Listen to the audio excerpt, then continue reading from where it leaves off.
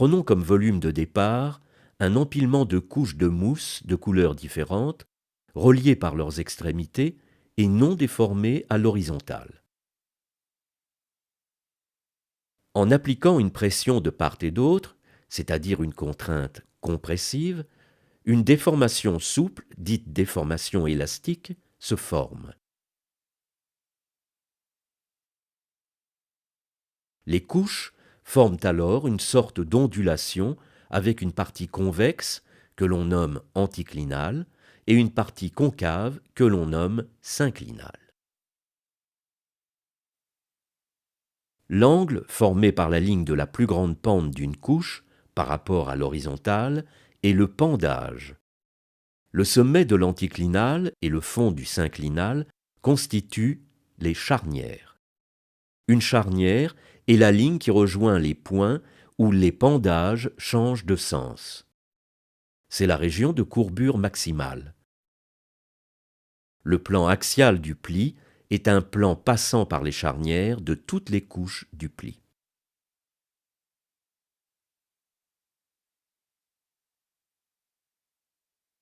Il existe différentes sortes de plis.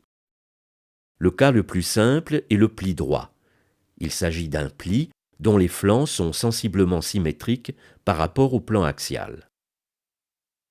Une autre sorte de pli est le pli couché, dont le plan axial est horizontal.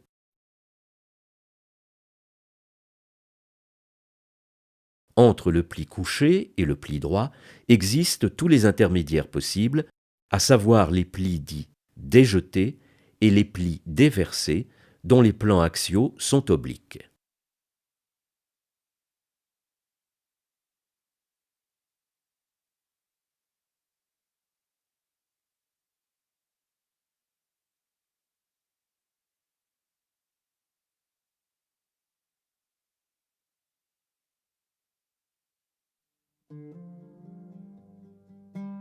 Sur le terrain, on observe rarement un pli en entier.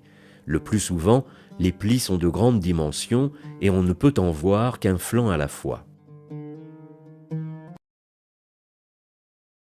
La réponse d'un matériau à une contrainte compressive n'est pas toujours une déformation plastique qui aboutit à la formation des plis. En effet, suivant la nature des matériaux qui subissent la contrainte compressive et suivant l'intensité de la contrainte, le matériau atteint un seuil, son point de rupture, et il casse.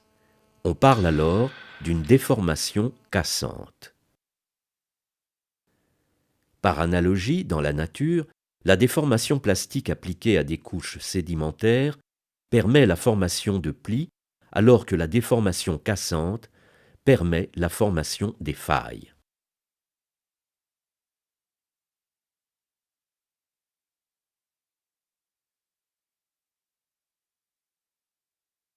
En appliquant une contrainte compressive, une légère déformation souple se forme, suivie rapidement par une rupture cassante suivant un plan incliné. Une faille est ainsi formée. Elle est toujours accompagnée d'un déplacement relatif des couches de part et d'autre de la cassure. Ainsi, un compartiment est soulevé alors que l'autre compartiment est abaissé. L'importance du déplacement, qui correspond à l'amplitude de la dénivellation, est le rejet. Le plan de faille ou surface de faille peut être vertical ou incliné. Quand la contrainte est compressive, comme dans le cas de notre expérience, la faille est dite inverse. La partie visible du plan de la faille, appelée miroir, regarde vers le bas.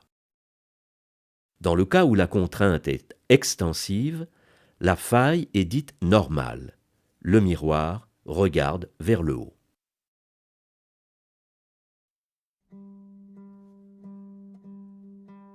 Sur le terrain, on rencontre différents types de failles.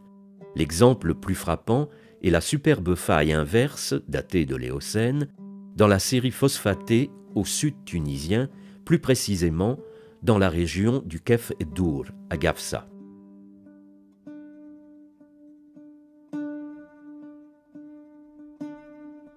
les couches supérieures de phosphate, très cassantes, n'ont pas été tordues par le mouvement de la faille, mais simplement cassées et décalées.